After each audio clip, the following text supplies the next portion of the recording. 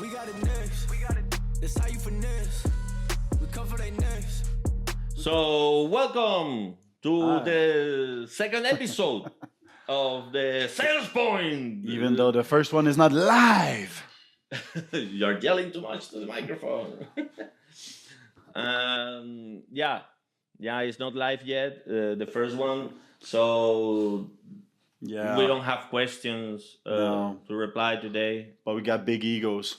Yeah. Big egos with a lot of things in there. Yeah, so the thing is that don't worry, your questions, mom, sister, will be reply, will be answered. Director.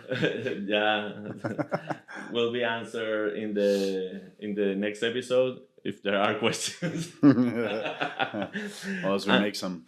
Yeah, we can make our own questions and answer ourselves. Easily. Yeah, I don't mind if nobody.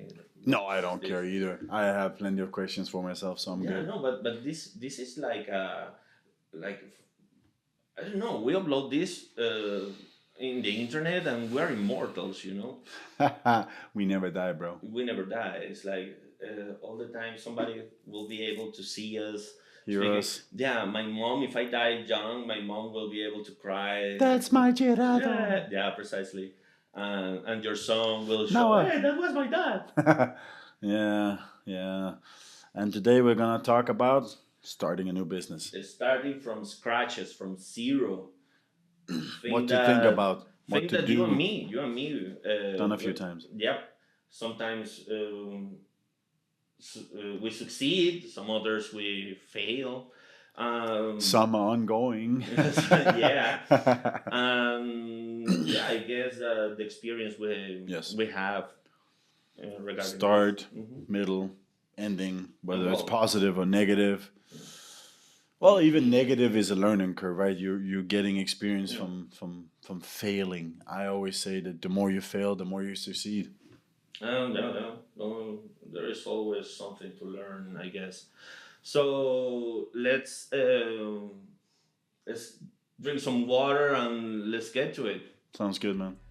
Did it all on my own, yeah. When it brought it back home, yeah. Now they calling my phone, yeah. But We're back. And we're back.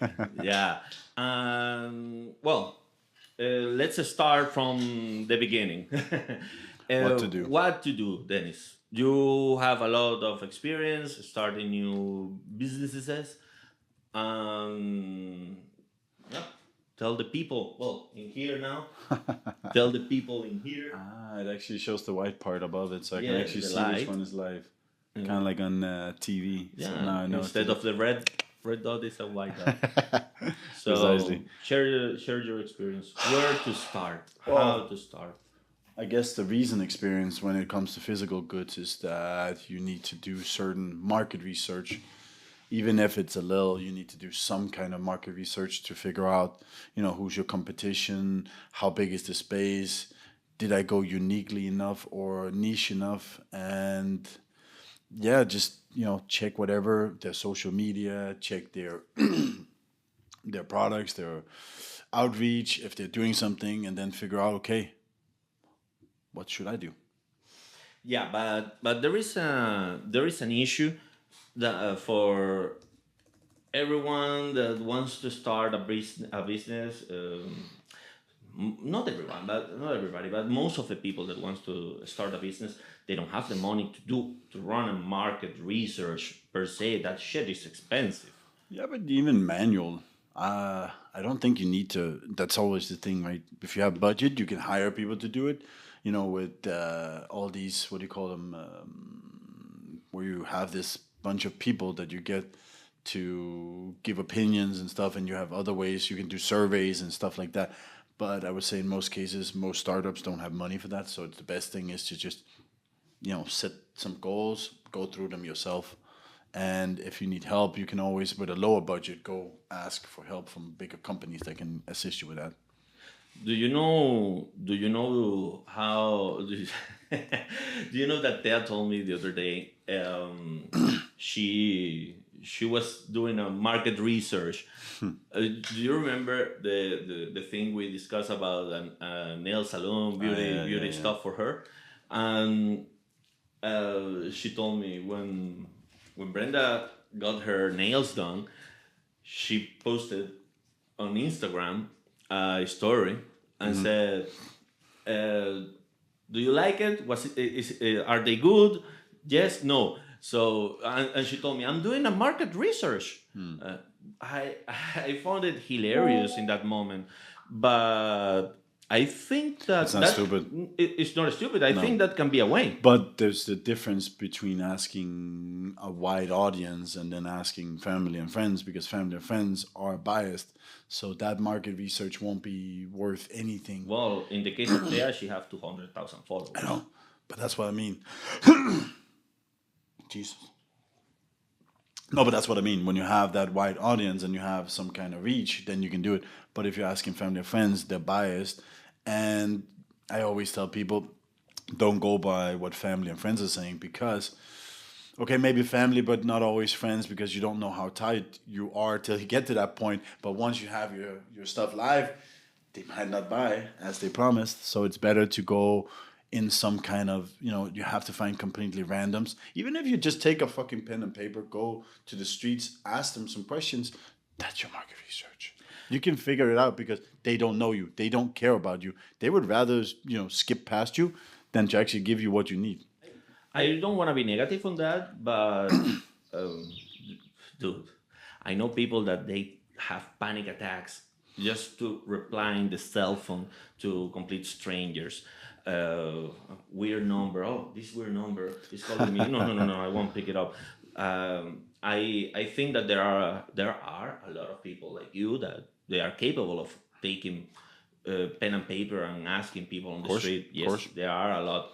But can you tell us another way, an online way, where to check or how to do it that can be from the comfort of your home, living room? Yeah. Of course, you can do SurveyMonkey or those similar situations. You can reach out via forums. There's a bunch of different ways you can get this. You can use Instagram if you have it, TikTok and whatnot, all those where you can get that reach without actually, you can even use LinkedIn. LinkedIn is more business to business, but those people are also people. So you can still use your network there, because they are not biased. They don't know you necessarily. So there's different ways that you can set it up, where the online versus the offline, you can use both of them. You can use all of them or none of them. So yeah, there's plenty of options to make sure that you get the stuff done. But some of those things you can do yourself. I really think the business to business is the best. You don't need to deal with all the people.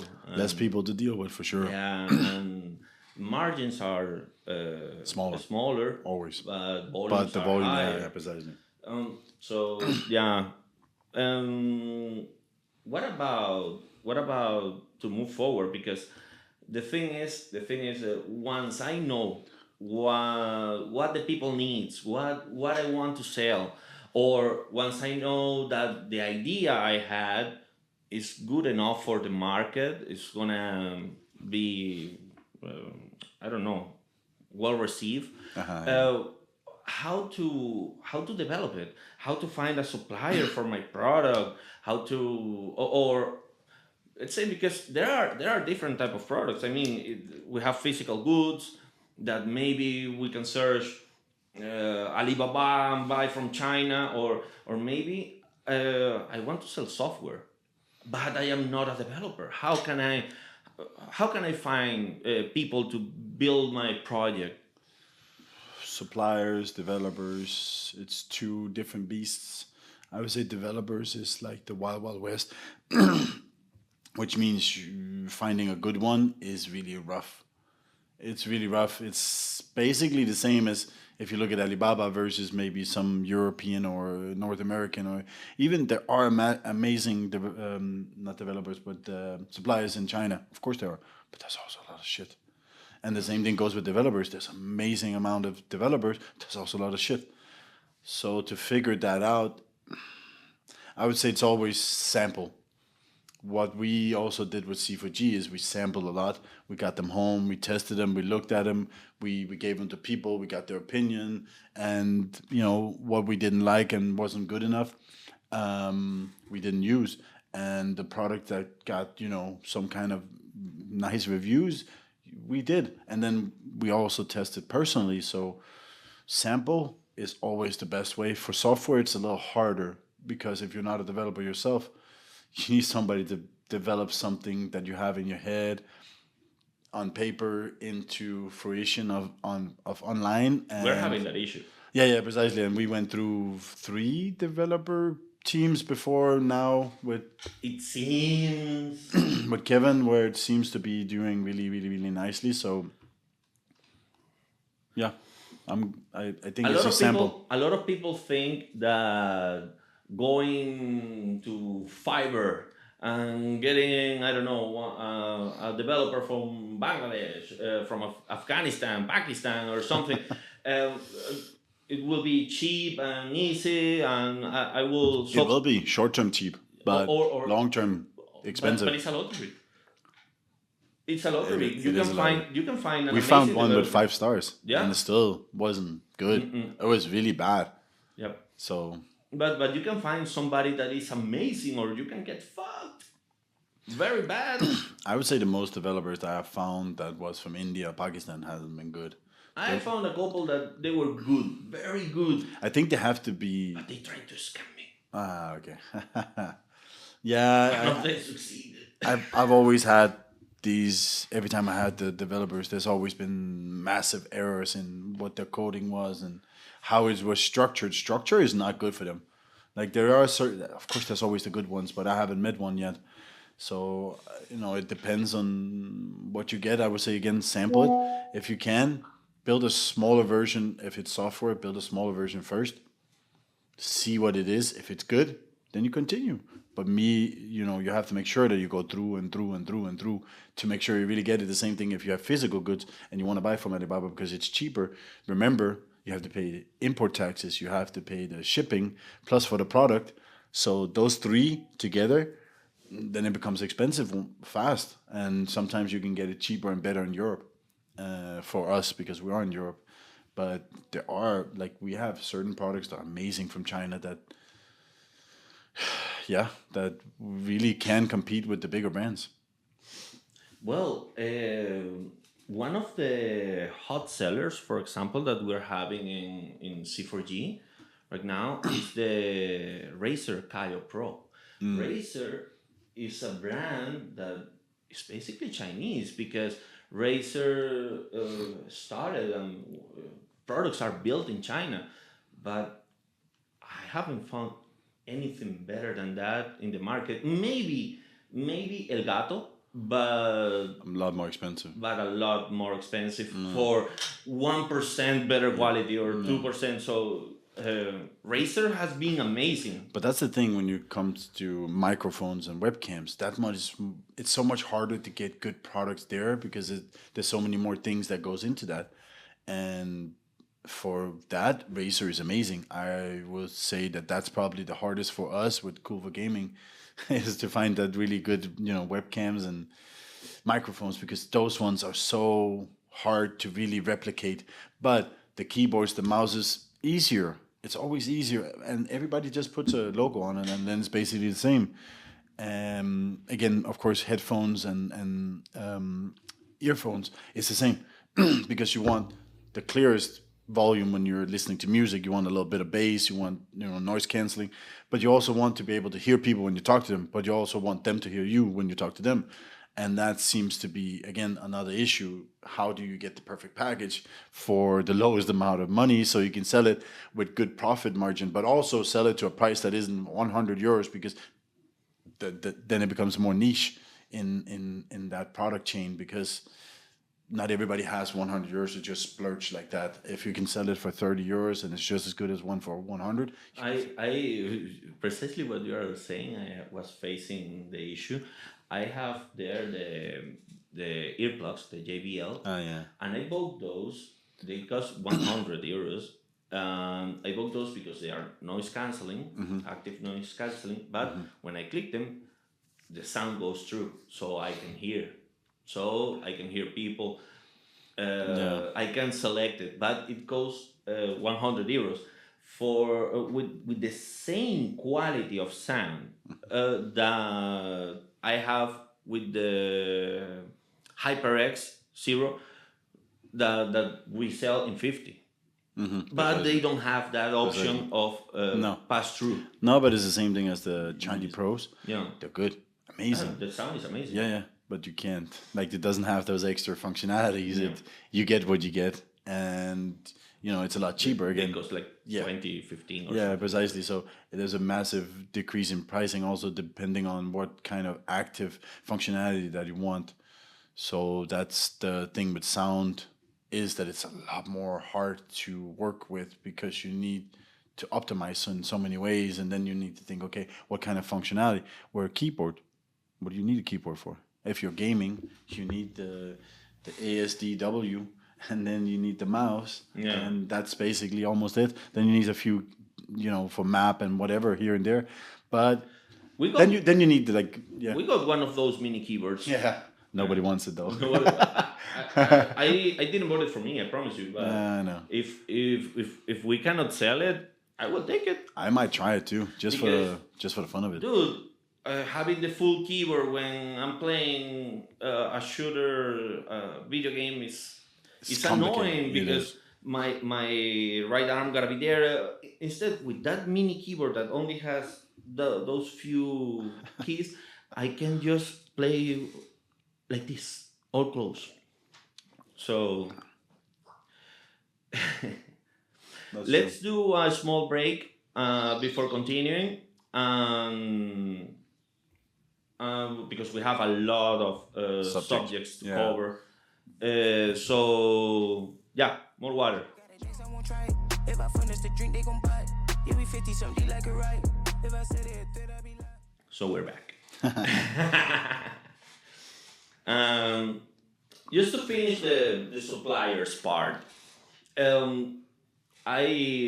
we just mentioned all these madeinchina.com, Alibaba websites where you can find Chinese suppliers, and then we got the Fiverr where you can find developers, but that's not what everybody else, what everybody wants. I mean, True. some people they want to sell American products made in America or European products made in Germany, in Spain. So Harder to find though. those are hard to find. How would you do a research to find the perfect supplier, regardless if it's software or hardware or whatever? Well, in regards to, I think, okay, when it comes to developing, there is a few different portals that I found in my time, that where you can find them in Europe and, North America or Africa, whatever, any other place than Asia. When it comes to suppliers of physical goods, it's a lot harder because most of it is produced or manufactured in China, so it makes it easier to find it via China. But I found a few Yeah, websites. but if I want to buy a razor, I cannot buy them in China because first, I think because of certain regulations, I cannot sell those products in here, and second, because usually the Alibaba made in China, they don't sell branded. No. I found a few like HyperX certain products in Xiaomi. I found, but most of them you can't find there. So if it's for that, you have to be a little more creative, and that's the experience that I had. Is you have to, even Google doesn't always help. So it's a lot of digging. Conferences. It's that too, and a lot of digging to find them, and then you need to find it at the right price. For example, here in Baltics, it's very hard to find like razor product we can sell and actually make a profit. So even finding a supplier, you shouldn't always be satisfied, because if you become more expensive than your competitors, then what's the point? You have no leeway. There is not much you can do. For us, we're selling certain products without making money, just because we want to sell the brand, and that's the Yeah. That's another thing regarding our store. uh, we sell uh, many different products, but we also want the customer to have the chance to choose. Yeah, you can pay 80 euros for shitty webcam, or you can pay 200 for an amazing one, branded. But it's up to them. I don't want to force my customers to buy shit No, no, no, or only expensive no, stuff. no, no, no, no, precisely. I think that's the benefit also with drop shipping. Always is find a good drop shipper can be beneficial. I would say never drop ship too far away if you're selling to Europe or North America or Asia. Find local because it benefits with the shipping time, which is good for the consumer. It might take a little on the the profit margins again, but what is better, a happy customer or you make a little extra? So there are drop shipping which also we will use personally because there are products we just can't make money if we buy them home. Where it's going to be impossible for us to get rid of them again. So we will use drop shipping just to fill up the storage and That's an make it error. possible. That's an error that many people make, or more than that, it will be like a fake belief because of the social media, YouTube videos, coaches, and bullshit that they always tell you, no, you can dropship from Alibaba, from madeinchina.com, and all this shit. Uh, don't dropship from China. No, If no, you no, no, no, are in the no, never, US or no. Europe, don't dropship from China. First of all, uh, products will take an eternity to arrive. Yeah, The second thing, you will have issues to find payment processing. You will get plenty of complaints, chargebacks. yeah, Um, don't drop ship from China. no, It's way better if you find local brands and you sell them to, let's say, you live in Spain, and there are local brands in Spain like Mars Gaming, for example, but probably Mars Gaming doesn't sell in Germany. So it is better to dropship from Mars Gaming Spain and sell it. Target your marketing towards Germany, because you will be probably the only one doing it. I just gave you an idea. So the thing is, go local first. yeah, yeah, yeah, For yeah. dropshipping, go local first. I would say for any business, go local first. No, no, no. Don't. I mean, getting suppliers. Ah, yeah, yeah, yeah. But I always say that you should think about your local market first. I can use an example I have from my family where he wanted to go global without, conquering the Danish market first, and money went. Poof. Yep. So for us, we are focused only on Estonia. Even with our own brand that we built, we're focused only on Estonia because it's easier, it's comfort, and we still have what Some 1 control. million, 1.3 million we can sell to technically. Okay, not everybody will be a gamer. Let's say we have 250,000 we can sell to, and then the age group, let's say another 125. Okay, we can sell to. That's enough. We sell them one product each. We're good, but then you also get easy and cheap learning money, because if you go global, you might have such a reach that you have arms everywhere that you can't fulfill. So you can go too deep. It's the same thing like we've seen in payment processing, is that people wants to do crypto in the world. Okay, but you need legal opinion letters and they're not cheap. The web shield bullshit. Yep. So you also need to think about that. And unless you can do drop shipping, like Big Buy in Spain is amazing for that. They're just very pricey. You pay a monthly fee plus you pay for a product you send, but you get out of your own way in the sense that they will do all the work for you. All you have to do is do the marketing, and then and then you just have to build a really nice website. So that's it. Um, it's not the only. Those are not the only factors that you should consider at the beginning of your venture. uh, Also, branding Mm-hmm. and Mm-hmm. name, Yep. having a good name for your store. Not only for your business, but for your URL as well. Yeah. Make it easy that people can For find your you again. website. Yeah. So Yeah. people can find you again. For example, the .com domains, it's almost preferred. impossible to get But it's preferred in most good cases, one. yeah. Huh? Especially on SEO.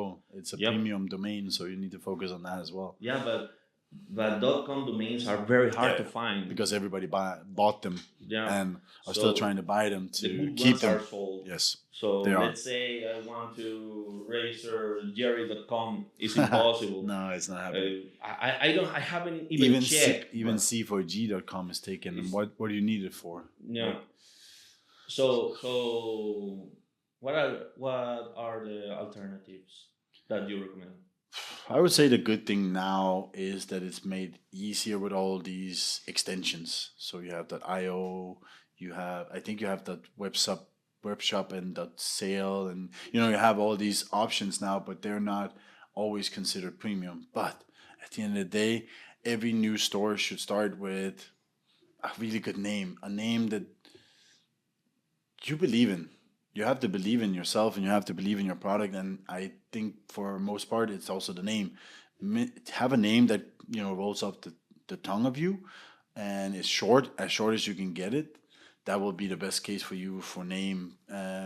Something visually also for you think is beautiful. So it's more also a personal preference as it is a, outreach. In my opinion, regarding the name of the URL, the company or your product, instead of people always do the same thing. Let's say my company is a PSP, payment service provider. All the payments, not all of them, but 95% of the payment service providers, they are named Pay something. Pay some word. Yeah. But or something payments.com. Yeah. So that's the reason we figure out and we came with the name Fasto to have it as a brand. So but we couldn't get the .com either. But we couldn't get the .com. So at the end we .co. Yeah, fasto.co. So we rather to have a .com, we rather name the website fastopayments.com.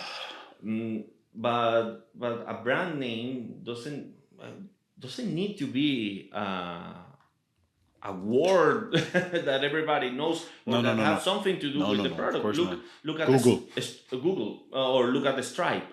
Have nothing. That name has nothing to do with payments, but everybody knows a Stripe. Worldline. No reference to that either. To payments. Bambora. So instead of thinking on something games or something PCs or something store, maybe it's a very good idea if from the beginning, from the start, you think of your website, of your e-commerce or your physical store as a brand. Yeah, precisely. And that's the thing I always also do is I try to put extra attention into if there's something in my name or my son's name or Latin or anything that can really come out beautifully. And I always I use a few days to always go into the name and figure out how can I make it nicely looking, but small. Because I don't want like a really long URL of 10 or maybe 20 letters. It becomes too long. The electronic store we got. Yeah, precisely. Wow. And that's the thing. So for us, in our case, it is a little long, but that's why we have the C4G is because cool for gaming. And we own both 4 with this, the letter, and then FOR. So we have both of them just in case people can't figure it out. Yes, precisely. So it is simplified, but again, if we want .com, it's almost impossible. And I would say I'm happy with it. I like .io. I like .io for certain things too. There are like sticky.io has that. I think I had a merchant not too long ago that had that web shop, which I don't like. That one is Not for me, but .io, .co, because the .co is almost .com, right? You're missing But it's one. Colombia. Ah, yeah, but well, it's global now. A lot of people are Yeah, using it. now it became global. Yeah. I'd rather have .co than .net, for example. In my case, .NET is not that bad. no, but it's for me. I bet I don't know. It's a preference because it's just one letter off from com. So instead of com, you have co. But I don't like .co because people make mistakes. And They would then go for the com. yeah, But it's the same thing when we had pure pay payments. No, it was pure pay payments. The com. There was another guy with purepayments.com. And my God. that extra pay, difference would have meant they went to him instead of us. yep. So, So we were helping his business. we were growing his business organically. Yeah. Well, besides this, what else do we need to take into consideration before starting? Well, Final thoughts. I would still say that, okay, the name is your branding. So focusing on branding is a big part of it as well because you have to sell it. For example, we chose Cool for Gaming, but we're not selling it as Cool for Gaming. We're calling it C4G. So that's the branding that we have on our our bags and our boxes and everything, and on the products that we will put as ours. So you need to worry about the branding for sure as well. And after that, then there's so much more. There's the taxes and the banking and the shopping carts and so on. So we have more. We have more that we have to cover. Yeah, we have a lot to cover.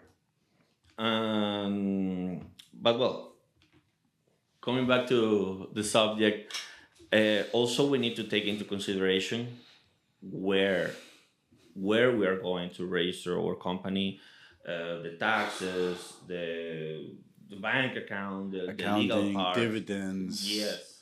So VAT, and so on. in this regard, Estonia is amazing with even if you live abroad somewhere else, with the e-residence program. The e-residence program, It's amazing. you can register a company in Estonia from anywhere.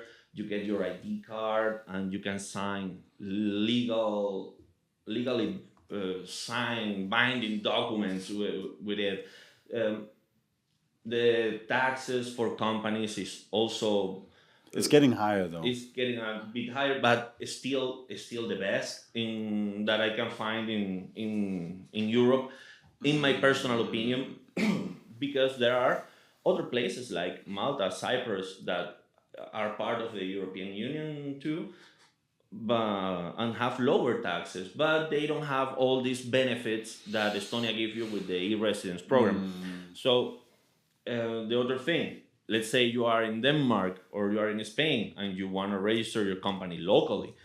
I wouldn't do people? that. I wouldn't do that.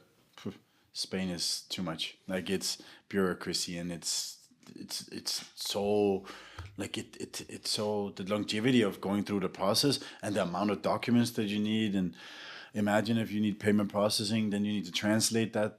And no. Plus, in Spain, Spain is expensive when it comes to the company part of it. Yep. Yeah, it's amazing for so many other things, but Weather, the beach, the food, the chiquitas, and the food, for sure. But the company part, I wouldn't do that. I wouldn't do that. And Denmark is no better. No, Sweden. You also live in Sweden. Sweden is no easier either. I went through trying to set up a holding there and a company, and while I lived there, and they wouldn't take my money. They actually declined me. The bank account, even with the company register. And I used a company. I used a company to help me set it up, and they couldn't help me either. I got a bank account with EMI, Intergyro that we work with, and that wasn't enough. Them having my setup money wasn't good enough for the Swedish government. And in Denmark, the problem is also with banking. You can't get local banking almost, and if you do, you need to pay a fee and. Taxes are very high. It is, and I would say for what I've learned so far, Estonia has benefits on so many sides of it.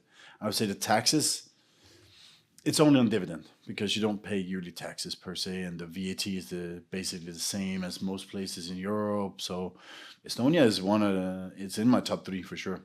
Yeah. That you need to think about. Also, accounting is not too expensive. Everything is easy. Like you said, you can do it with you can do it from abroad, and you can still get payment processing depending on where you're located and stuff like that. So it depends on what your business model is. Estonia is in my top three. Yeah. Then you will say that the other two in your top three is Malta and Cyprus. Cyprus for sure, because again, Cyprus's tax is lower. The weather is better. The food is circa the same, but you have no dividend tax, which is beneficial if you want to do it that way. Malta is low, but you have to actually be there. And Cyprus the same. Those two you need to actually be localized in the area, which means you used to use time there.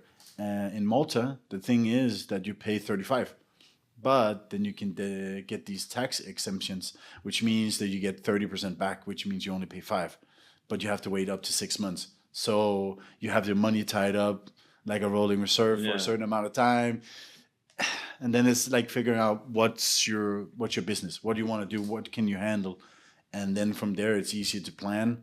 In Europe, I would say that you have these off grids like Gibraltar technically is, Andorra. with Jersey, Isle of Man, which are Andorra. also beneficial. Andorra, Luxembourg, Liechtenstein, Monaco. San You have Marino. yeah, precisely. You have certain of them, but they have difference because they don't have the same.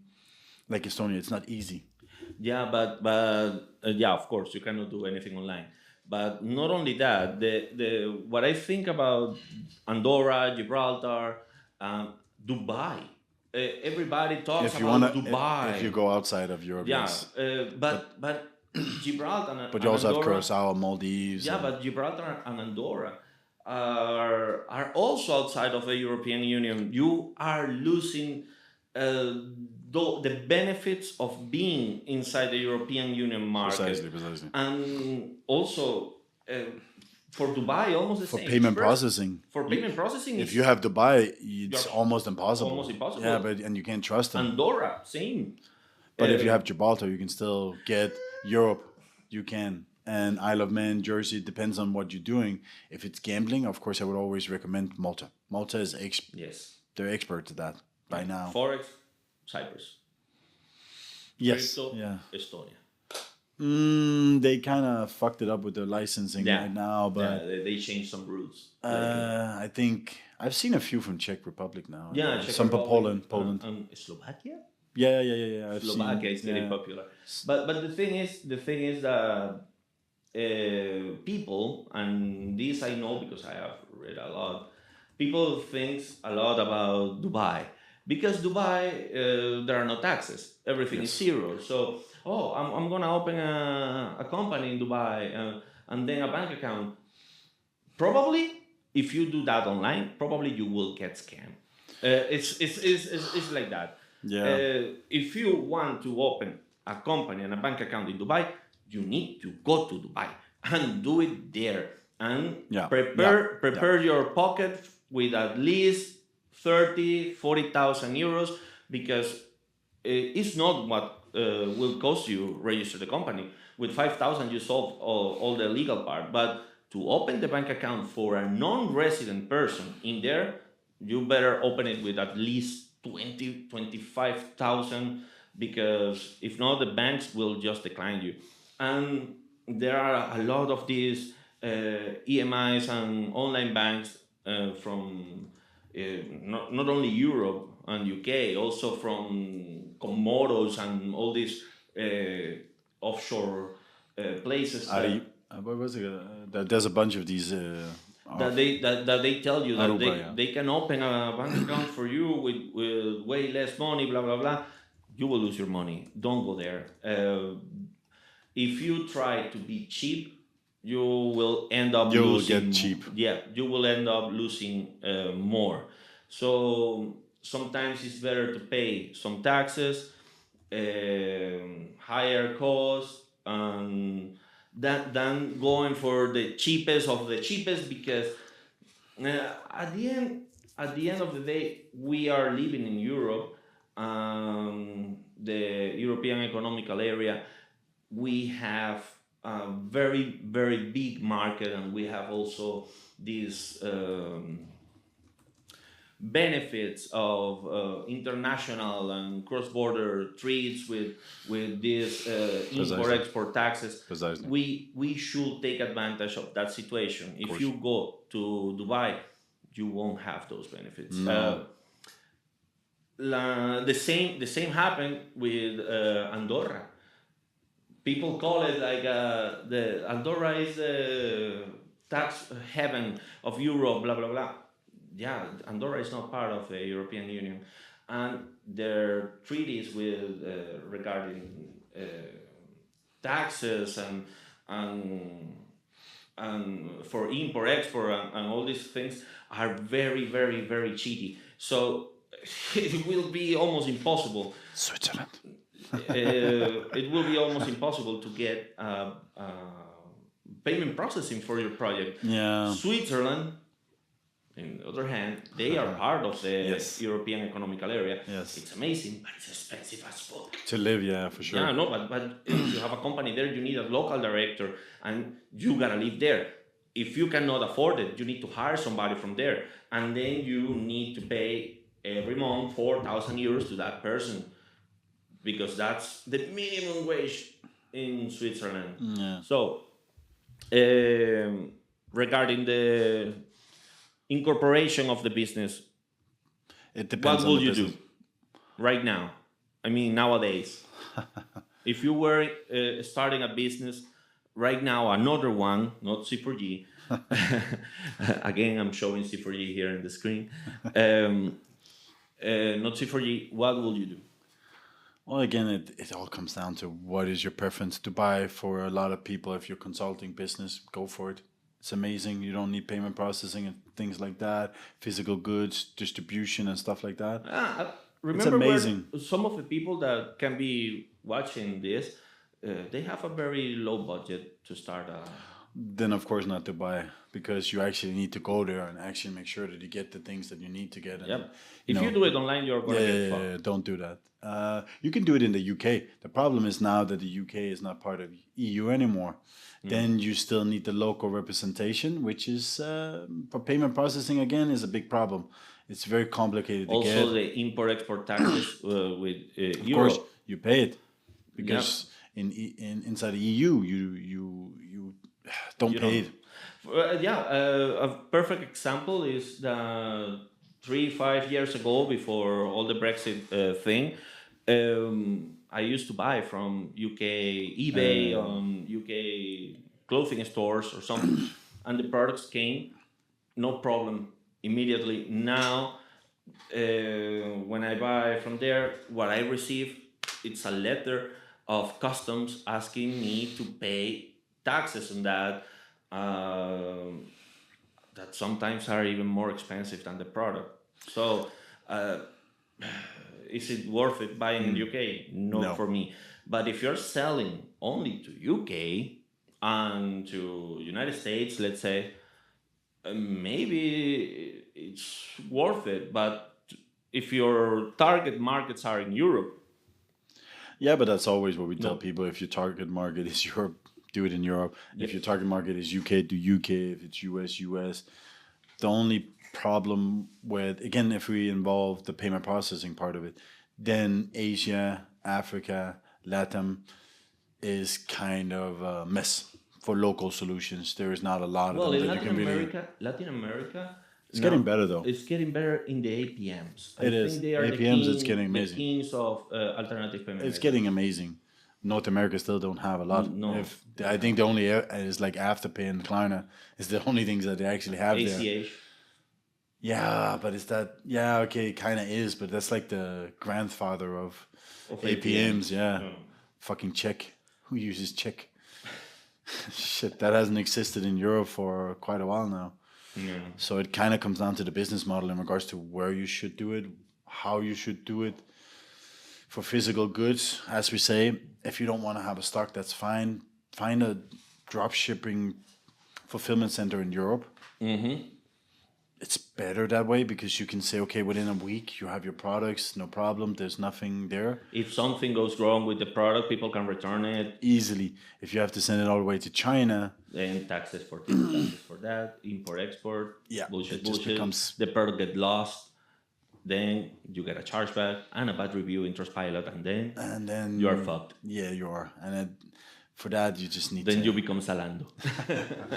Oh, they're still massive. And I think they're Danish owned. The bestseller company, which is from Denmark. Yeah, but no, I'm pretty sure the they bought a headquarters big. is in Germany. Yeah. I know that's where they're from, but the Danish guy bought a chunk of it. Yeah, but well, Zalando is weird because in Spain they are nice, but in the rest of Europe they are trash. If you check the Trustpilot reviews, they have 1 star, 1.5, and things like that. But in Spain, I don't know how many stars they have in Spain. But I bought there in the past, and everything was great in Spain. Then I bought in Estonia, and I got fucked. Yeah, I So, can imagine. Let's continue with Payments our and banking. subject. Huh? Payments and banking. Well, we're talking about that already. Yeah. So it's kind of, well, we didn't touch really with banking much, but yeah. Getting a I- bank account in Europe is easy Depending. if you have an European company If and you're, you live in Europe. if you're adult, then it can depends on your product, like what you're Depends. selling. If you have an escort website, then it's No, it's not my easy. friend. No. It's very complicated. I don't even think we have any. No, we don't have any. No. Yeah, we have a solution, but you need to commit with at least 100K a month Yeah. in Volumes, yeah. in volumes, and receive incoming transfers. That's what they ask. Yeah, I can imagine. But if you take payment and processing at least in with this, you should think about the shopping cart. What are you using? Shopify, WooCommerce, yeah. Magento, whatever. It's also part of that. I wouldn't use calculate. Shopify. I would never use Shopify. I think Shopify is amazing for what they have. Their platform is easy. Yeah. It is beautiful, the designs and everything, but it's so complicated to work with from a work. payment processing part. Yeah. And it means that unless you can get with Stripe, you're not going to get it on page. It's going to be off page. So the only way to use Shopify successfully is that you are low risk. Yes.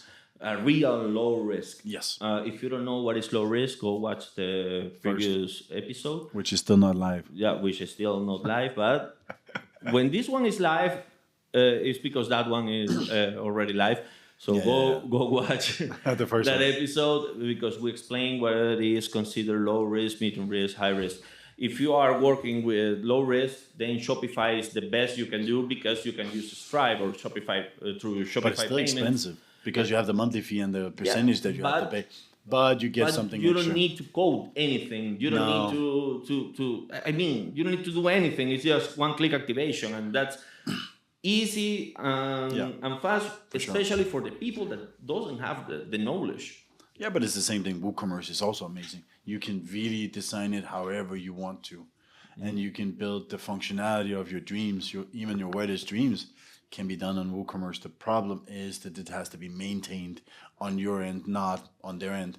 So you have to maintain a lot of it, or you have to get the plugins from somewhere else, and then they will update it, but they don't know, and it's volatile if it doesn't get updated often.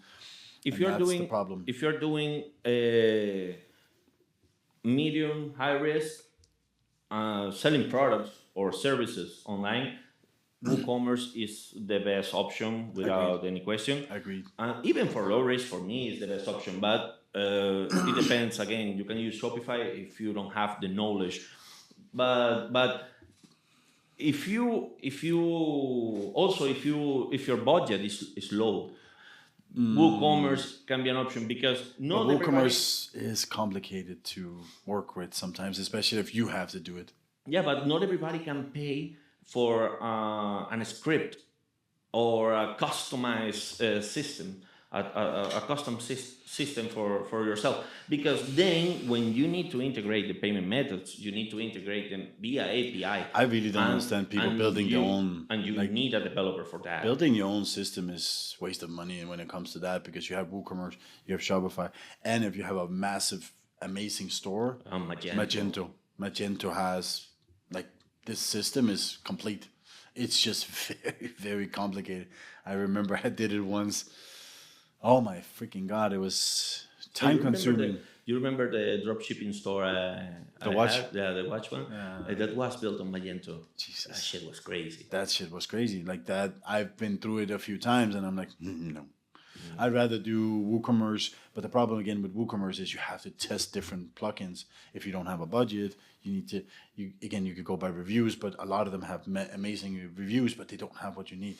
So you need to test plugins, and then you need to make sure you actually delete them, because they're also going to slow down your process.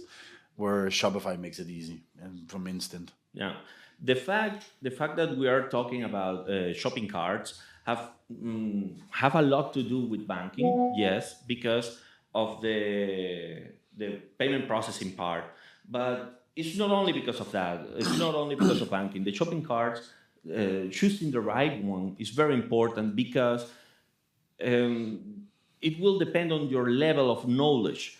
You need to update your website almost every day. Yes. You need to do SEO. You need to run ads. You need to do a lot of things every day. So if your knowledge give you the chance to update, to do all those updates very fast, that's the one you need to go for. You need to go for the one that you are good at. If you are not good at anything, then go for Shopify and pray for the best. And I hope your budget is good enough to pay those fees, yes, plus an SEO expert that gotta be working for you every day, because then you won't sell shit. Precisely.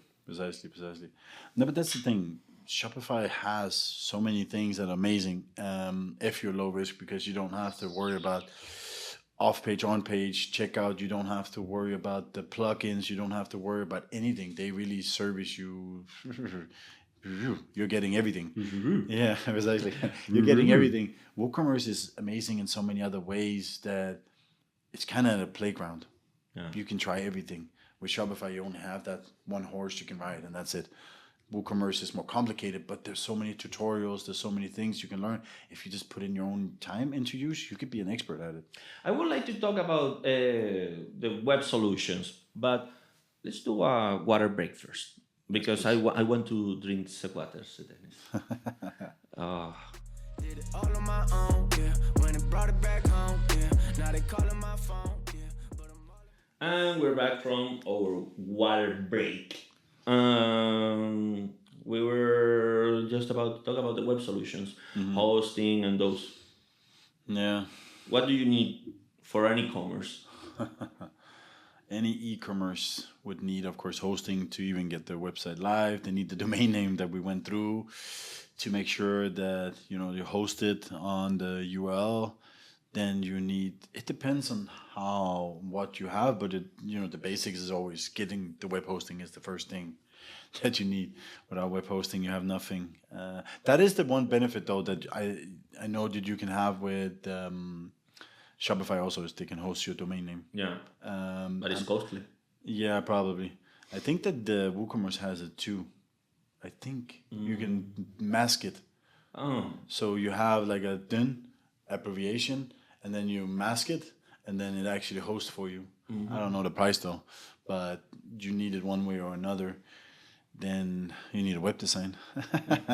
Without a design, you have nothing. There's a lot of templates you can look at. There's Theme Forest that I've always used, and I'm guessing there's more, but I always use that one at least. And it's just getting down to basics. You need certain things to go live. Products. Yeah. Products. Figure out your products. In my opinion, you gotta be careful.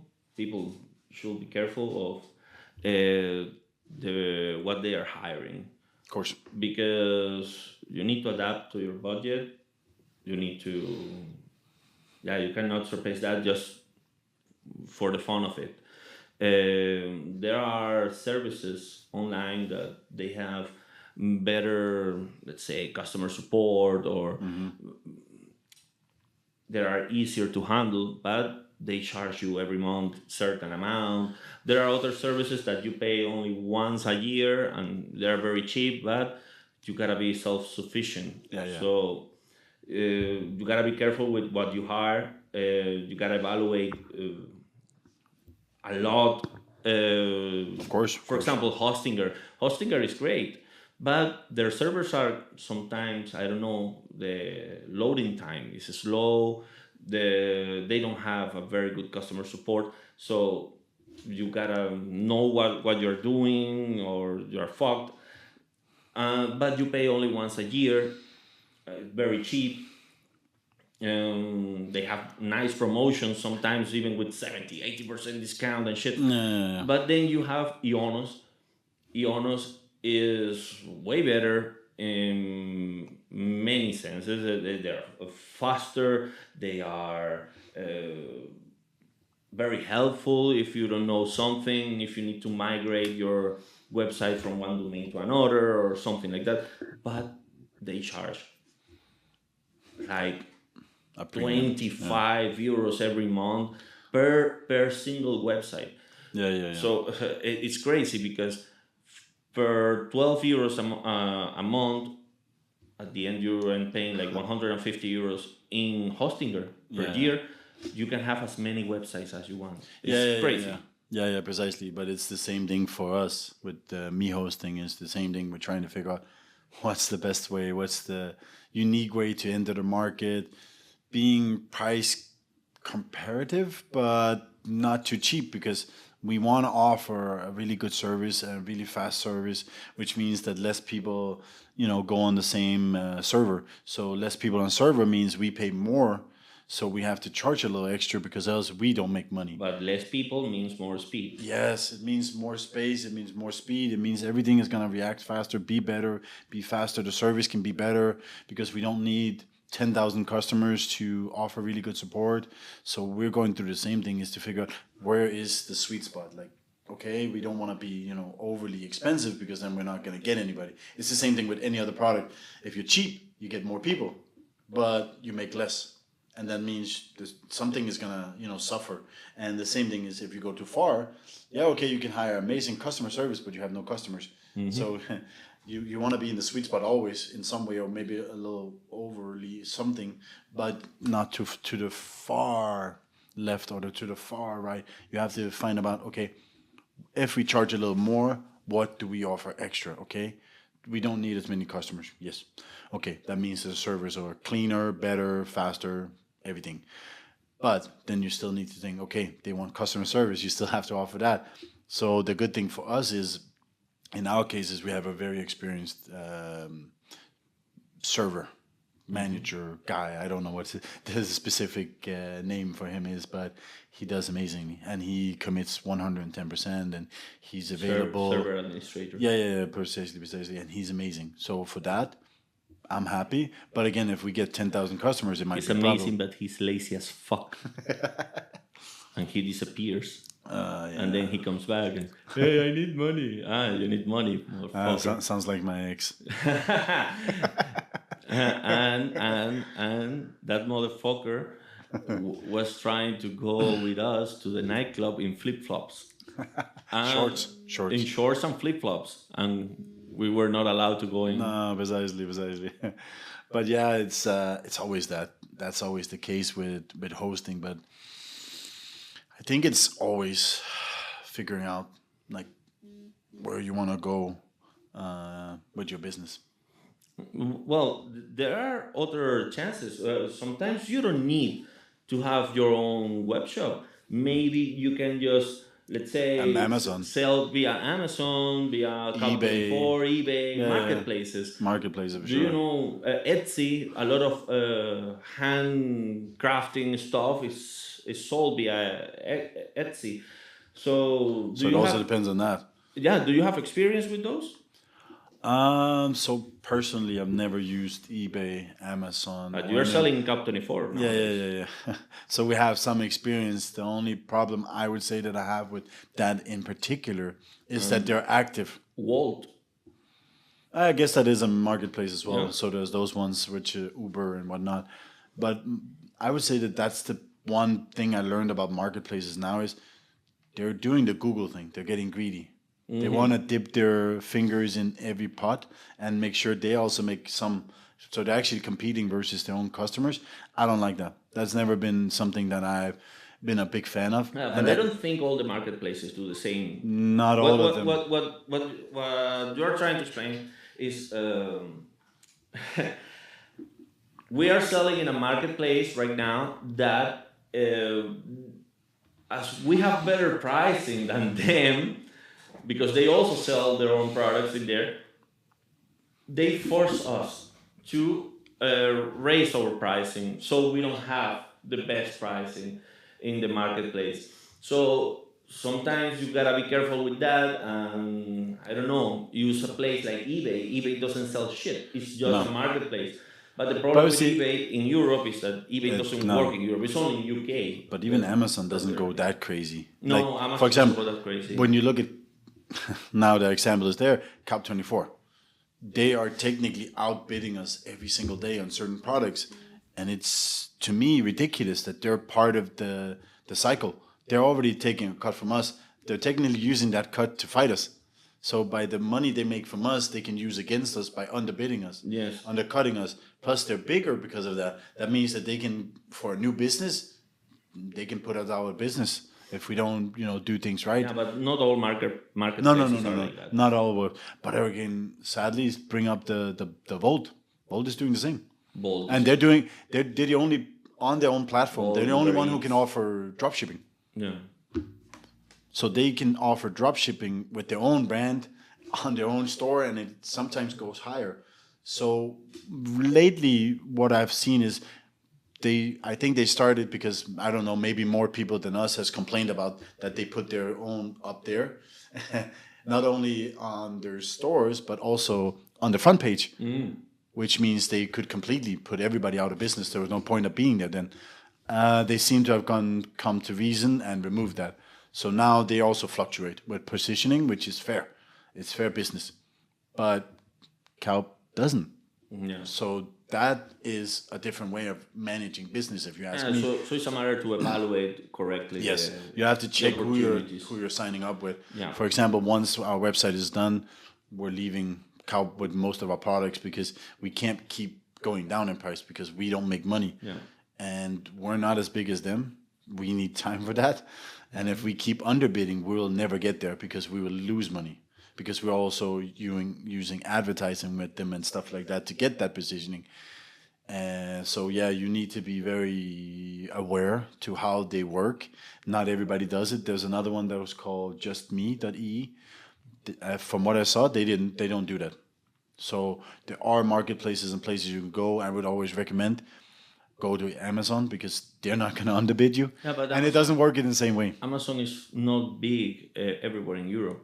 Yet it's massive in Spain, Portugal, in UK, but in Sweden, in Germany, in Estonia, Amazon is not big.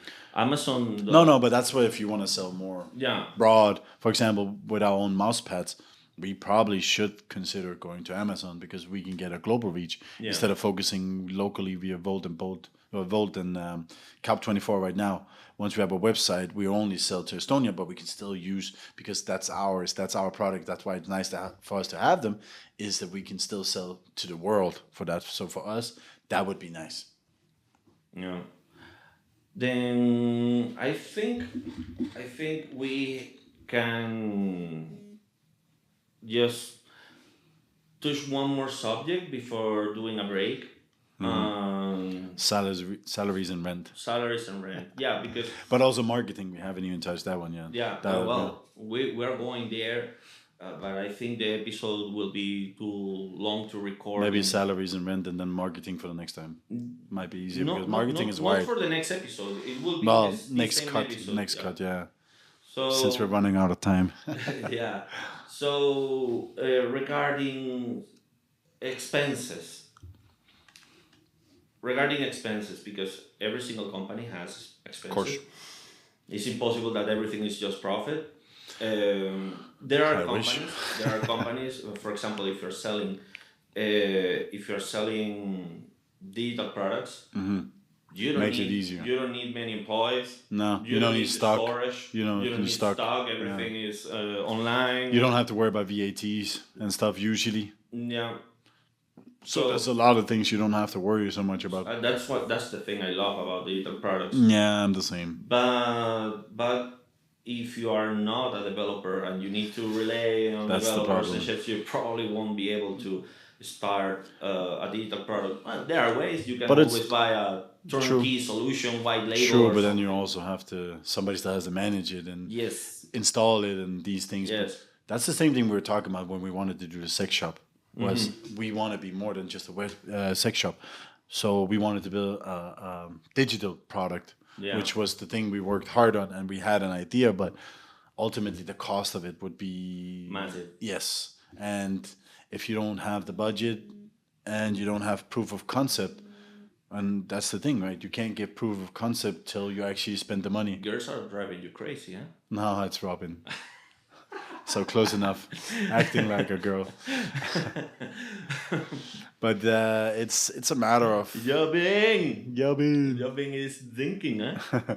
yeah, he's getting happy juice. Oh, I see. I can see. But yeah, you have to really consider those things into your business model, which is which is a different things that you have to also think. How am I niche? Yeah. That's a different things. It has nothing to do with expenses, but you still need to figure out that point, and then it can add to the expenses because if there's nothing like you have to create it yourself. Yeah. Which means you do have to consider that part of it. And I don't know, it's just that's the exciting part always for me is to start new businesses. You get to start over. It's like the first kiss all over again. And you have sex or whatever. You start over. Yeah. You remember that there was a time that it was just you and me in pure pay. And we were working up to 14, 16 hours daily. I still kind of do that, but yeah. Yeah, I do that sometimes, but I don't do it that every day now. In those days, we used to do it every day. And I would say that's the good thing about being single, but no, you're not single. no, precisely. The thing is that if you don't have money to hire people, be aware that if you're selling something that requires your constant attention, you have to invest it because you nobody have else to is going to invest do it. time on it, and probably you will have to work 14, 16 hours daily. And if you don't, your business won't succeed. You're probably guaranteed a failure, sadly. Yes. It is what it is. It's one of the things I always teach people that worked with us is to, you want to succeed in life. It doesn't only require knowledge. You can have precisely. You can have the widest knowledge and the best knowledge. If you don't know how to put it out there, it doesn't matter. Because I hate that saying, work hard. No, what is it? Work smart, not hard? Nah, that's bullshit. You need both of them. Because if you work smart, it only lasts for a certain amount of time. Yes. If you work smart and hard, that's how you get there. Yep. That's how you get where you want to do and achieve your dream. You might still fail, but this is like crypto. You haven't lost any money till you sell it. So you haven't actually failed till you give up. Whether you give up on one thing and continue with something else, you're still continuing. You're still trying to achieve yourself somewhere. So never give up. That's the also having the money to hire a bunch of people will guarantee your success because even that you run this ads campaign to find the perfect employees and everything, HR and whatnot. Not HR, what's it called? Recruiting. You can do recruiting. Yeah, and probably you will have to trial and error. That's of course. A lot. But look at how many people raised money and failed. Mm-hmm. Like massive amount of money and failed still. It's because you don't know how to run it at that level. and you need experience with that. That's why always when you get money or you start something, you have to start it at a level where you can follow. I made a lot of mistakes when I used to do trial, and I knew that I should stay within 40K a month per merchant account, and I fucked it. I went to 400K, and they were happy. Then chargebacks came. They weren't happy, and then I went from making 500,000 a month to making zero. So that's also a key take to really think, how can I take it in a tempo where I can actually, you can work your way up, because if you're used to working 9 to 5, you have those 7, 8 hours a day, but now you need more, and it needs to be a lot more focused, because now it's, and you don't have the knowledge because there's no handbook. There's no handbook to say, hey, this is the way you build a business. This is the way you have to do it. There's nobody helping you. Yeah, also, but I was referring to the fact of hiring shit employees, but Yeah, but that it comes is- with the money, right? yeah, but it's because I don't know. There are real experts on job interviews. It's like I'm Latino, I like the that cheesy part of seduction and shit that Rico Suave. yeah, Rico Suave. You gotta say precisely what that girl needs to hear so you can progress in there. Well, there is people like that. They come to the job interviews and they just tell you precisely what you want to hear, and just wow, You're like, this I'm is hiring. amazing. I'm hiring this person. Wow, it's Let's go. perfect. Let's Let's go. go. Now finally, First day they start, you're like, who the Yeah. fuck is this person? Yeah. Where did you come from? Yeah. That's not the person. But we've been through this a million times. We had people tell us that we didn't tell them things during the conversations as soon as they start, and I'm always like, what are you talking about? Of course we have. We always go through the same script. That's the one thing I know where we always do the same. It's the same script. We're selling the same story. We keep telling people the same thing, and they always come in with an expectation of never told something me different. that. Yeah. And like it's surprising to them that we. I was never told that in the interview. Yeah, so that's the thing. Finding good people. For us, in our case, it's all about the vibe, man. It's if we can vibe, and they're willing to learn, they can be good. They can even be great. It kind of comes down to where do they set the limitations. So, Or they can be a massive fail. of course, we have So a few of it's those. a gamble. It's always a gamble. We It's had a few always of gamble. those. Oh, well, we even had some that they were amazing and then they became shit after a while. Losing the They- motivation. They lost the mojo. Yeah. Not only the mojo, some of them they even abuse. Yeah. But that's the thing with drive and motivation in certain people is you need to constantly, and it's a self mission, it's about you. It's not about me. I can't force people to be motivated and stuff like that. And for anybody else who hires, I think that's the one thing I realized is I can only, in certain ways, have an influence on them. The rest is up to them. And as any boss ever, you can affect them negatively and positively by the way that you act and react to them. But ultimately, it's down to the people to manage themselves. And hiring is daunting. So you always hope that the person you hire is the person you work with for the next 10 years. And if you fell on hard times, which any business does, you're hoping that that person will also help you. I had a case when I had a company in Denmark and we fell on hard times. And we thought we were good friends and everything. And we're like, this month and next month, can you maybe take a little less so we can just, come over the hump? Nope. He actually went to his union and technically sued us. So that can also happen. I've always been close with people that I work with, and for me, Trust anyone. no, but I've always been close with people I work with. For me, it's very important. And when you see something like that, you think, okay, wow, we've been working together for quite a while now, and that's the kind of respect that you have for me. I know that it's my failure, and I will have to take it, and I always do. But ultimately, you hope that people also have the human part. But if he had kids and family and mortgage, I would get it better. But he didn't. He was technically living at home and stuff like that. So there wasn't the same respect for me back at that point because I felt like it was more personal than anything. But it is what it is. Hiring is daunting, but you can meet the most amazing people that can help you to the biggest successes of your life because you can't do it alone. That's just that simple. I see it in a different way, but more or less the same. Um, I work with you since 5 years ago, and nowadays, if there is something I don't like, I just tell you.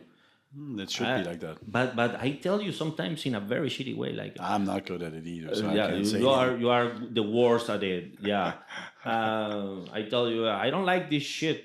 I don't agree, and then you start yes. I said no, yes, no, and yeah, we have that kind of argues, and usually I am right, not you, but he dreams.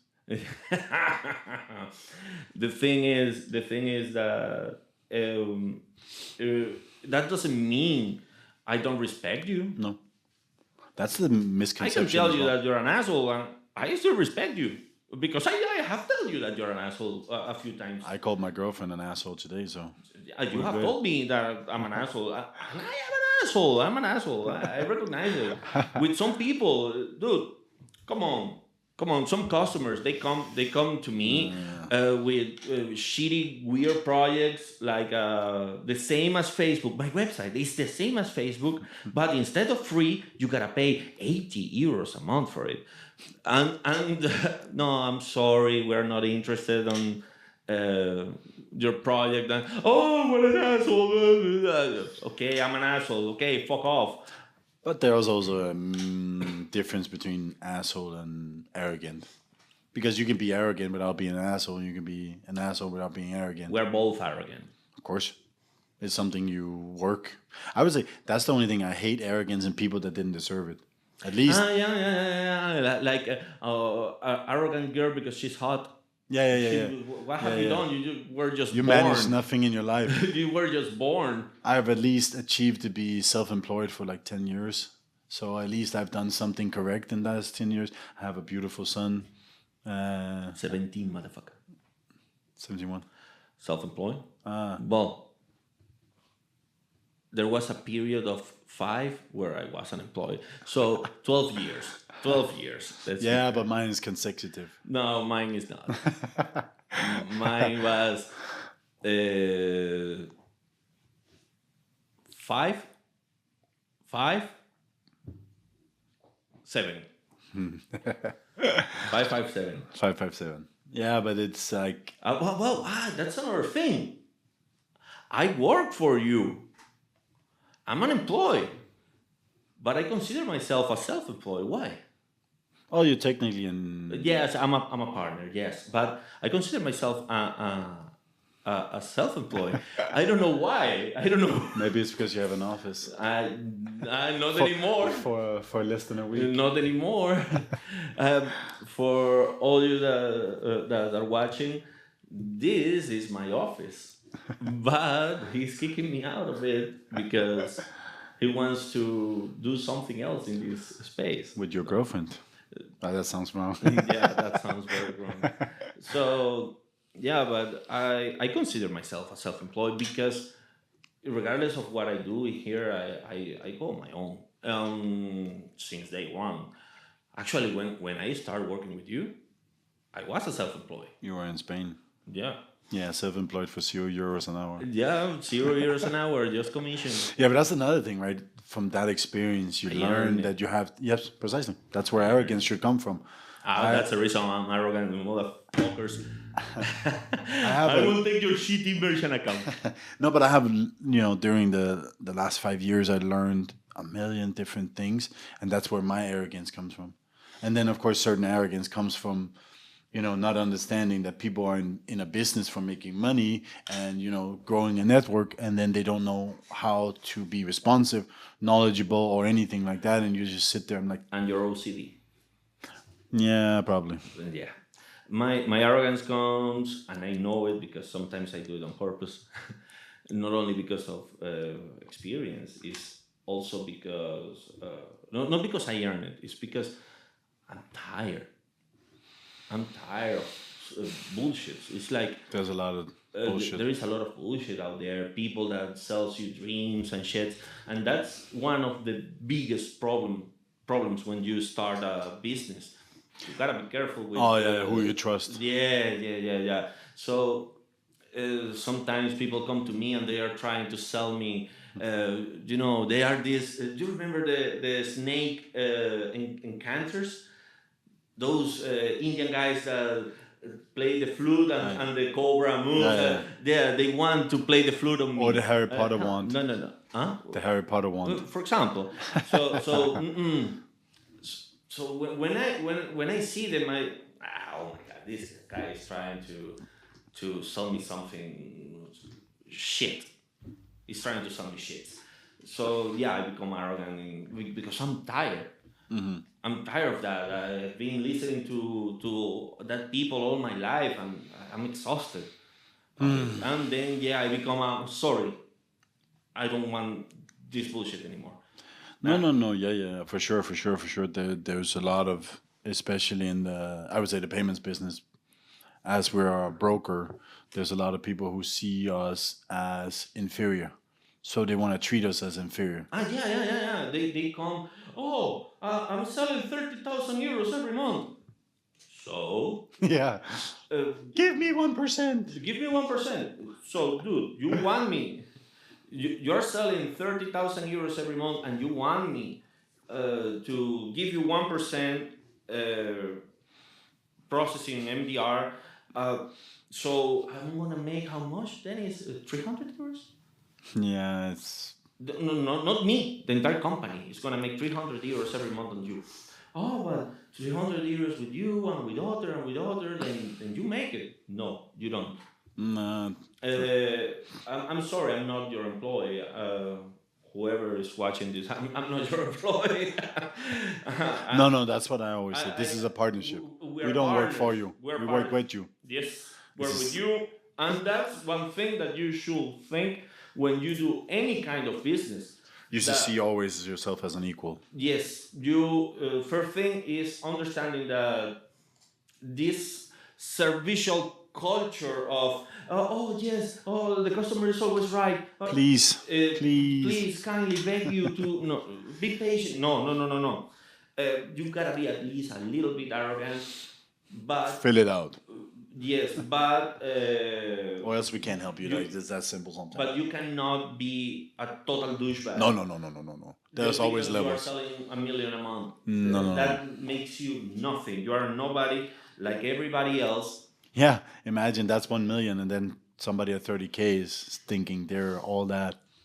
Dude, the former boss of Atenea, he has the arrogance. That clinic. Yeah. And I've seen the numbers.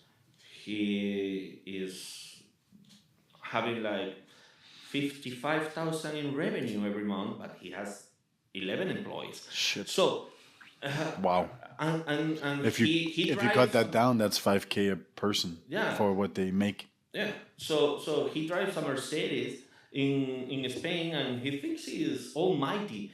Dude, I know people that is processing 1,700,000 and it's humble, nice, clean. Humble, nice. Like you want to talk to them, you want to hang out with them. We have been with a few of those merchants, and it's nice working with these people.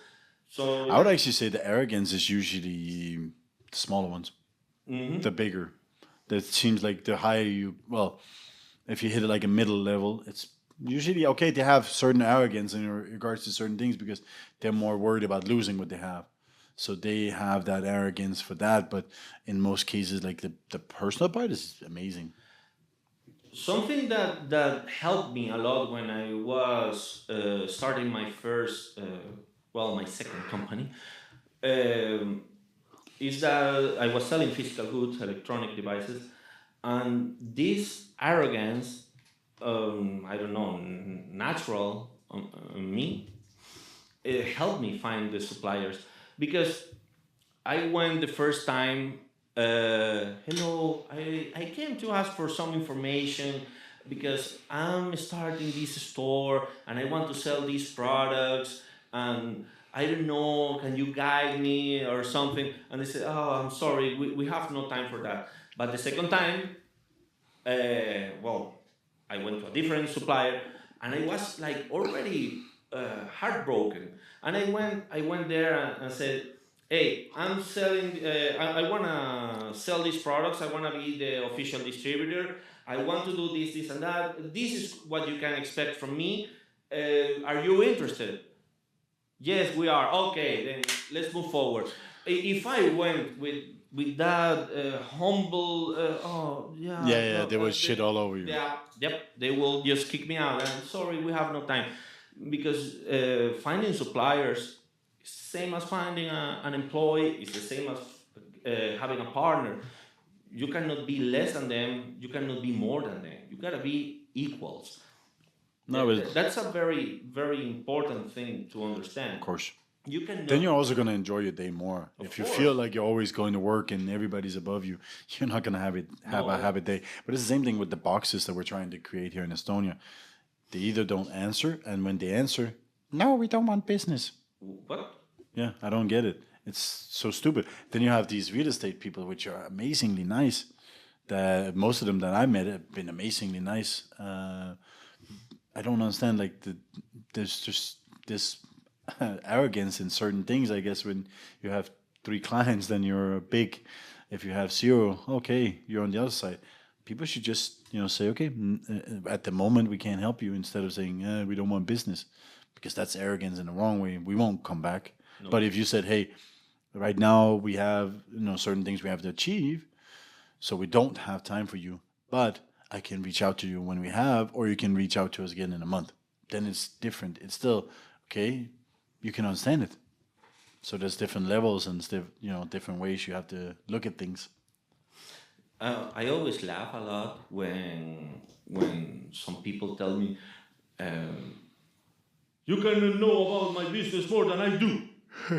Okay, I can't. It's your own company. It's True, your true, own true, true. business. That's true somehow.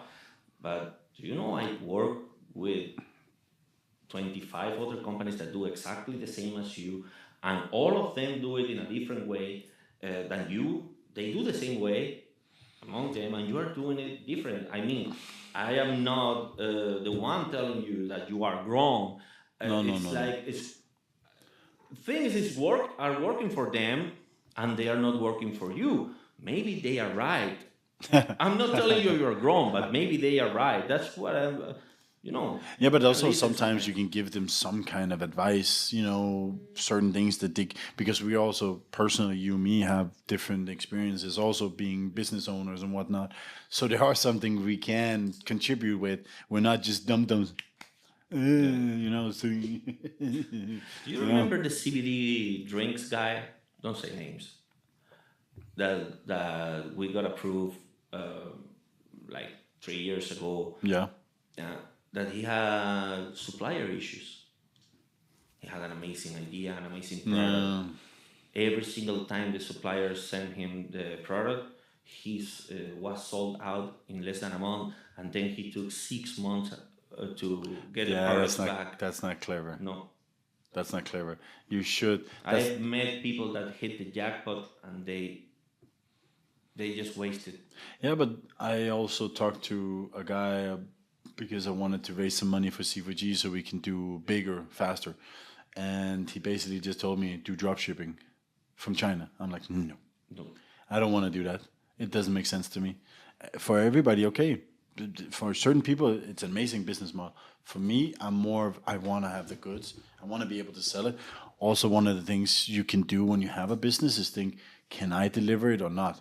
For example, we have one in Aalborg in Denmark. And what made him different from everybody else is he was driving till 3 a.m. delivering the candy. Then he built on the B2B, and he now has another successful business which is selling protein products, and he got a massive investment for that. So him working that hard, finding a little niche in a small city in Denmark, made him successful. Yeah. Just that one little tweak he did made him succeed with that. Plus, he got help and he was doing good with the PPC. He went to build another business that became even bigger. So it's also figuring out your niche and how you can better your situation from that niche. And then maybe this business can grow. It has a ceiling, but then the next idea you get might be the Facebook or the Apple or whatever. Might not be. It might still be big though. And that's the subject that comes now, that is what makes you unique. But we're not, because we are deviating off the main subject, we are not continuing the recording now. We're going to do it later Yes. because we have an appointment. So maybe tomorrow. The annoying woman we talked about before named Yobin. Yobin. Maybe tomorrow we finish the Yes, recording. yes, yes, Yeah, yes, we'll yes, finish yes. this tomorrow. Sounds good. So for you guys, It's a water break. for you guys, it will be a water break. But when we come back, It's 24 hours we'll later. probably have different clothing Oh yeah, because That's it will true. be tomorrow. But maybe not. Maybe we just get drunk and we come and record. that would be amazing though. I would love that. Water break. There. Water break. I won't try it. If I finish the drink, they gon' buy it. Yeah, we 50 something like it right. If I said it, then I be lying. So we're back from the longest water break ever. We might even wear new clothing, and I think certain things has changed even in the, the little room. So it's been a long break. This has been the longest episode of the podcast. Yeah, I guess they won't notice though. Well, we were just about to start with What makes you unique? what makes you unique.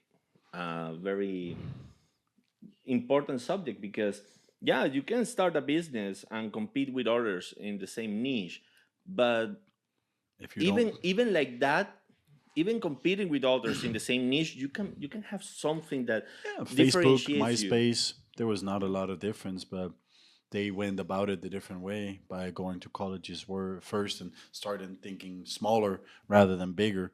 And sometimes that can be the approach. Like for us, we go for one country, then we go for the next country and the next country and the next country instead of going, say, we want to sell to the whole world, which, you know, it's going to be a nightmare shipping wise and delivery in total. And, you know, it can be marketing wise, you're spread too thin. So it's better sometimes to think, how can I be unique in a business model that, you know, is saturated, which is e-commerce, for example. So there's that you have to think of. You don't have to invent the, you know, the deep dish, but you have to have some kind of unique approach to what you do. Do you have an example, an idea? What makes Cool for Gaming unique?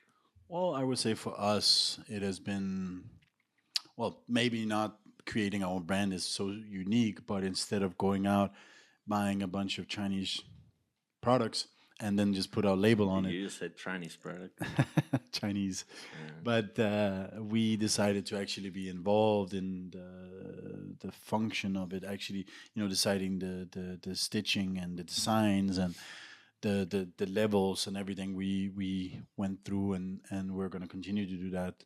So it might not have made us unique, but in regards to so many others, we're uniquer.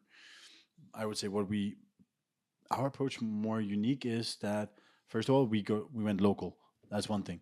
The other thing is that we decided to be an integrated part of the gaming community by involving Discord and Twitch, and you and me are going to stream, and we're going to do a lot of these more user friendly approach and try to involve the buyers. So we're not just creating a store, we're creating a community. Yeah, to do tournaments and all those things. Competitions. Yeah, competitions. Yeah, but also fan events. We can do that. We can, you know, involve them when we do our Twitch streaming. We can involve them, and we can, you know, have fun. And yeah, I think it's just going to be more fun doing that than to just say, okay, we're a store and we're selling the same thing as everybody else. We're creating our own brand. And yeah, you need to, if you can, not everybody has it, and you don't have to have it from the start, but you have to always figure out what differs me from them. And then you need to figure out who are my competitors and what's the one thing they don't have, or what's the one way I can do better. For example, we want to do something else where they can build their own computers directly from our store. We are a configurator, which means it's very simple for them to pick the pieces they want. They get the computer with the settings they want. They don't have to be experts because the information will be available for them. What if you said, um I don't know, very big goals, or even normal and realistic goals, and you cannot achieve those? Oof. That's a head scratcher because I always encourage people to be realistic, but you can have three different levels. You can have one which is realistic. You can have one that's a little more creative, and then you can have one that's more ambitious.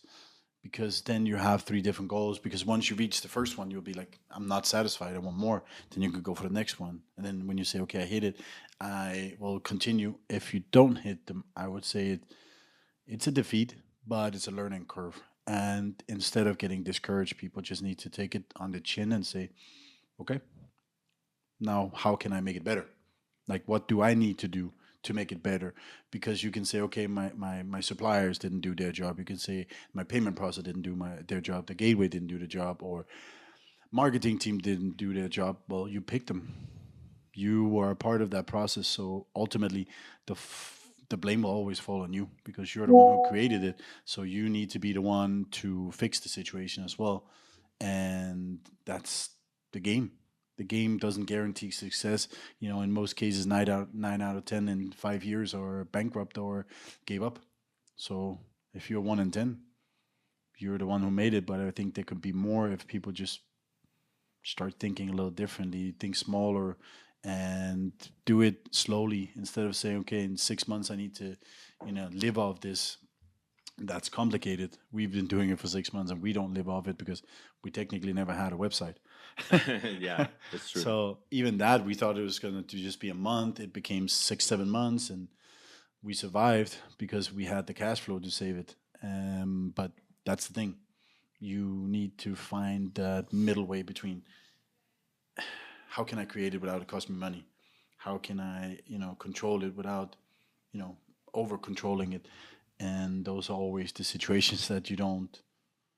I say without a lot of experience, it's hard to do it, but you need to one step at a time. Do you know that something that happens to some people when they drink alcohol, that they don't know when to stop? Yeah. That's me in business. Well, that's me in business and alcohol. Oh my god. I didn't The want to Hulk. say that it The was you. Hulk. Buculus. Well, the thing is that in my case, when I don't achieve my goals, I just keep trying and keep trying, Yeah, but and I reach the point of bankruptcy. I have been there like 3 times already, and I never gave up. I mean, yeah, I start over from scratches, right. over and I over think and that's the over. thing.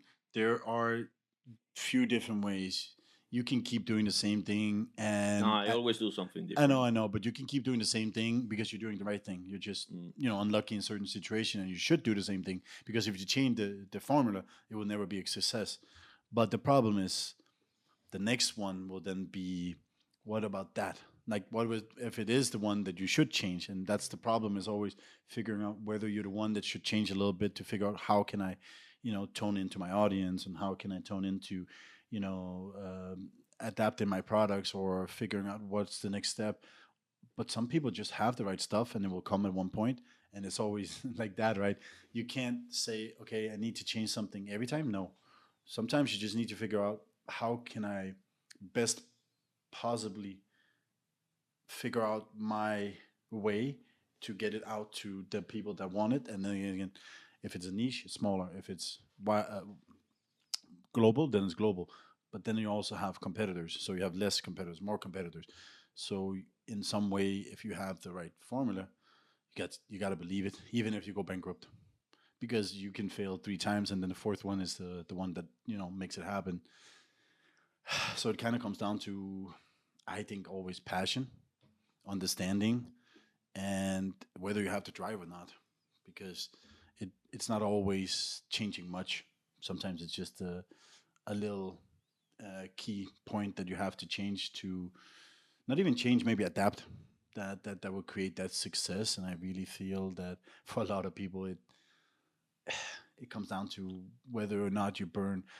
That's also my point was earlier, is that if you rely on other people's opinions, yes, okay, you need an audience and you need their opinions to fill you up, but you need to find the right audience as well. If you go by friends and family, you usually get that positive, yes, you should, kind of approach. But once you're live, they're not always there to support you, because again, they liked it because it was you, or they lied because they like you, and then you go by that. But you should go by your self belief. But of course, make some market research and do some stuff there. For some people, dealing with those emotions is very complicated. I mean, people, they sometimes they just chase their hearts, Which is amazing. Yeah, it's amazing. But dealing with emotions, But you need to be prepared Yep. for losing, yeah. failure. How do you deal with those emotions, and also the stress? The stress is the silent killer. How you do? What advice do you have For failures. for my mom and my sister that are watching? Hola. Yeah. ¿Cómo estás? Uh, well, dealing with failure for me has always been, it takes a small toll, and every failure is always different. But it's also, like I always say, the successes always outweighs the failures. And I would say for me, managing failure, for example, is to have a good hobby or a good friend. You and me, we talk about most things. I don't have a lot of those. We used so- to go to the gym. Yeah, that was the days. Yeah, 20 kilos. No, but before. you need an outlet. You need an outlet. And I was watching this show on Netflix about Star Five, the basket, LeBron James and Yeah, those yeah, ones. yeah. Yeah, yeah. And they also talk about when they go home, should be a stress-free zone. For me, it doesn't work like that. Yeah, I know it. I can't really let go of it completely. Because But- you have OCD, but not everybody does. I really do believe that every failure. Do you It's realize different. that you have OCD, right? I think I'm more a perfectionist than an OCD. But No. OCD. Go to the shrink. shrink. No, but I think failure wise, it is to have that network. And if you don't have that network to rely on, find it in yourself. To, believe in you. Believe that you're doing what you're meant to do, or what you should supposed to do in this second, and then overcome that, because you have to believe that at the end there will be successes. And once you hit that success, like that was the start when I started, Fasto.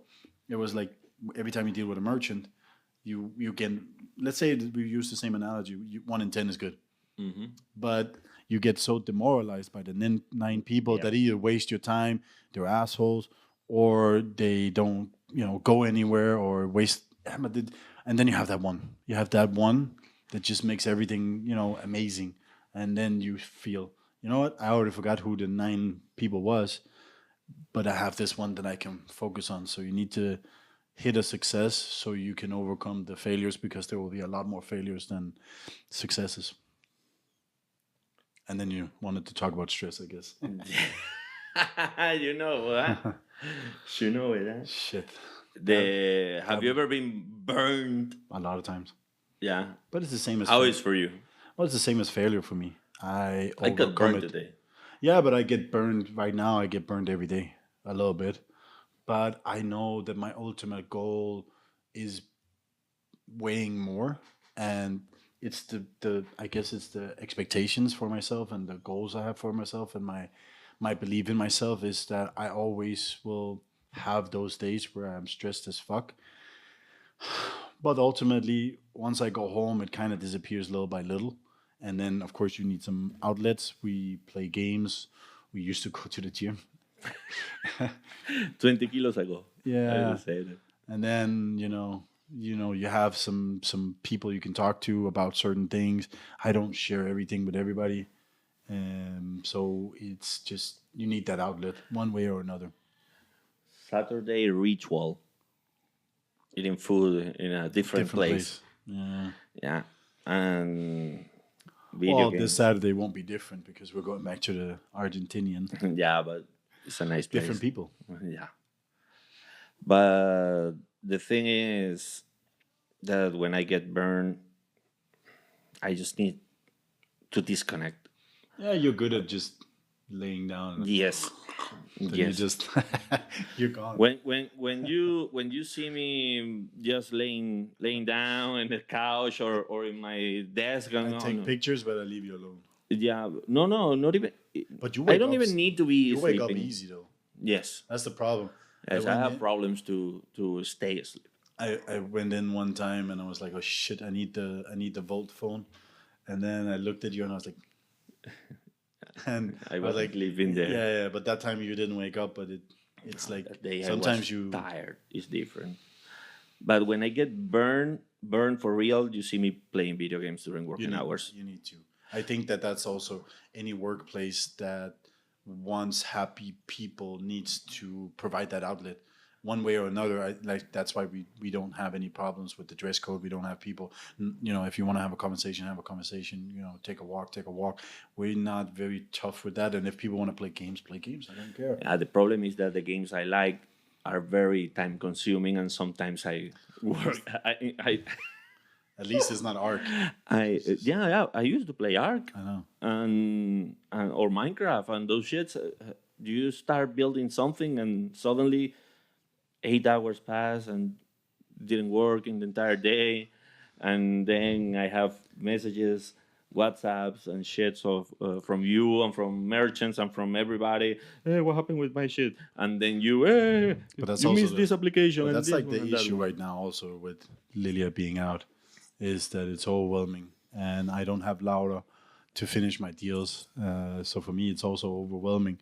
So once at least Lilia is back, you have your team, which alleviate a little bit of the stress, which I also feel now, because a lot of the merchants that I'm helping right now, they're not moving because people are not answering me, which means I need to stay on top of that and keep pushing people, which is annoying, and it provides more stress because somebody's pushing me there and then nothing's moving there, and then I still have 2 more calls today. No, 3.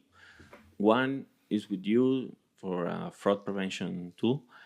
I don't know if I want to join that shit, but it's not about that.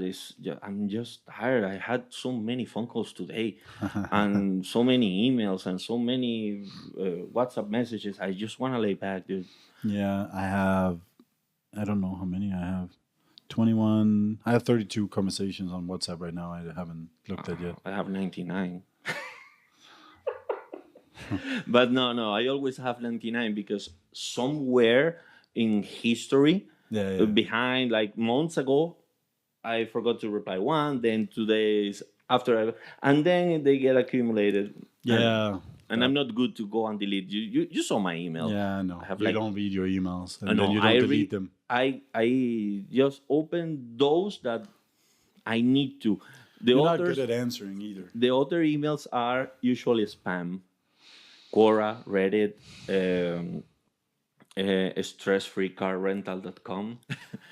Isn't that the one we used? No, it's the one we used once Yeah. the first time. Because we didn't have to pay the big deposit, right? Yeah. When you remember when we had lunch with Christopher in Marbella, in Puerto Banús? Yeah, that's the one. The Viking standoff. Yeah, the Viking standoff. See, I don't know how Christopher can drive the motorcycle like that, drunk in that state. Jesus Christ! But it was fun, as far as I remember. And the ribs were good. Oh, in that, but the second steak, time wasn't. The steakhouse. I don't know. Something. Yeah, the one in Marbella. Yeah, smokehouse something. Yeah. Yeah, but the second and third wasn't amazing. No. Maybe it's just made the organs happy. But I have a lot of spam in my email. A lot. Every single time. I have merchants that I tell them, hey, send me the test credentials for the acquire because they need to log in. And they take 2-3 days, they haven't replied. Fuck off. Then I go create test credentials with my email, and I get subscribed to the newsletter. And no matter what I do, I did it. I cannot get unsubscribed. And then I keep receiving it. I put them as a spam, and I don't know what the hell they do. 2-3 weeks later, boom, they are again in my inbox. I remember when I did email marketing, I was one of the ones that also didn't accept when people unsubscribed. I just went to another email provider and pushed them again because they're openers. So I went for the openers and then just see if I can entice them with some kind of offer. So you were one of those annoying fuckers. And now it annoys me. No, of course. I was part of the fucking culture that created that shit. And I reply my emails. The problem is that I receive so much spam sometimes. I know. That that's why I just skip one email and then, oh, you never reply. That's why I gave up on my own personal emails for the same reason. I got done with that. My personal email is fucked up. Yeah, I think I had 3 personal emails and now they're all fucked. And if I go back to the first one, which I can't even remember now, it probably has 100,000 emails and it's ridiculous. And I know that it is what it is. You know, it's karma. I helped create it, and now I gotta take it. It is what it is. But I don't know. I think that, again, if you think about it, the people that we still have in our midst are the people that make the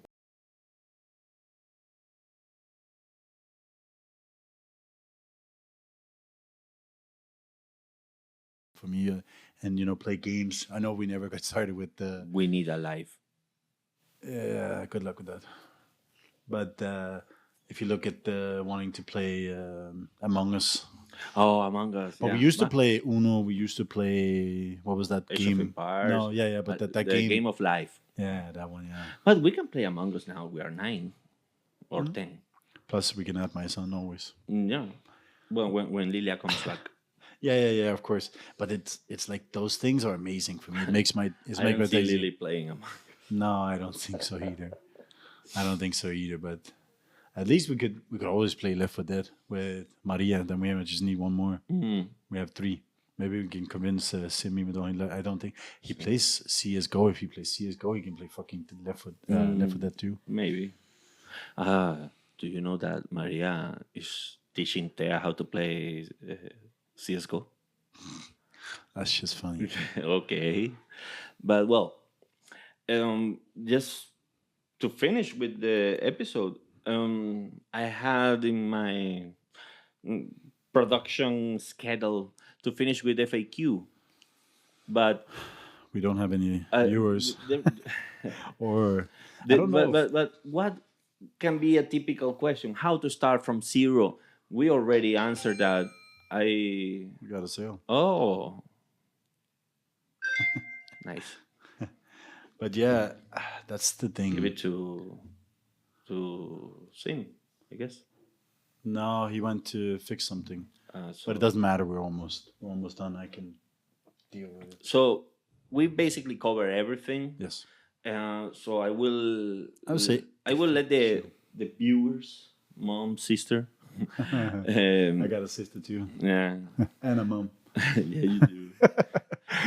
I will let them ask any question, and we will reply gladly. Yeah. Of course. That's always the point. If we get some viewership someday. So I think that's it. In the next episode, what are we doing? Perfect salesperson. The profile of a sales person. And then the next one I think will be about whatever. Yeah, whatever. Just keep it light. We will just sit here and start talking shit. Which we're good at. Yeah. And that's it. Thanks a lot for watching. Like and subscribe, share, and all those things, all those shites. And see you in the next episode. Peace. We got it next. That's how you finesse. We come for they next.